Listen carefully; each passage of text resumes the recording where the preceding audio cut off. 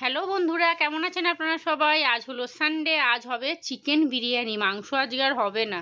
তো মাংসটা প্রতিদিনের মশলা দিয়ে মাখিয়ে রাখলাম, তারপরে চলে আসলাম বিছানাটা গোছাতে। বিছানা গোছাবার পরেই মনে পড়ে ঘর ঝাড় দিয়ে মোছা। তো সেটাও করে নিয়েছি। আর আজকে সকালবেলা তন্ময় কাজে বেরিয়েছিল, এখন চলে এসছে, এখন প্রায় 11টা 12টা বাজতে যায়। আর এখানে একটা বিস্কুটের প্যাকেট নিয়ে এসছে, বললো চা করে দাও, খাবো। আর এখানে বিরিয়ানির জন্য আলুটা লাল লাল করে ভেজে নিলাম, আর তার সাথে ফুড কালারটা একটু দুধের মধ্যে ভিজিয়ে রাখলাম। আর একদম সাবধানে করবেন, নাহলে হোলি হয়ে যাবে একদম। তো চলুন এখানে এবার কাচাকুচিগুলো করে নিচ্ছি। মাংসটা একটুখানি রেডি করে রেখে আসলাম।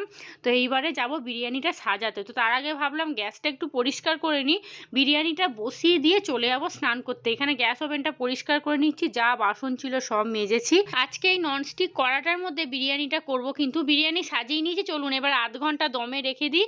বিরিয়ানি কিন্তু একদম রেডি, তার সাথে কাঁচা লঙ্কার পেঁয়াজ না নিলে হয়? চলুন জমিয়ে খাই।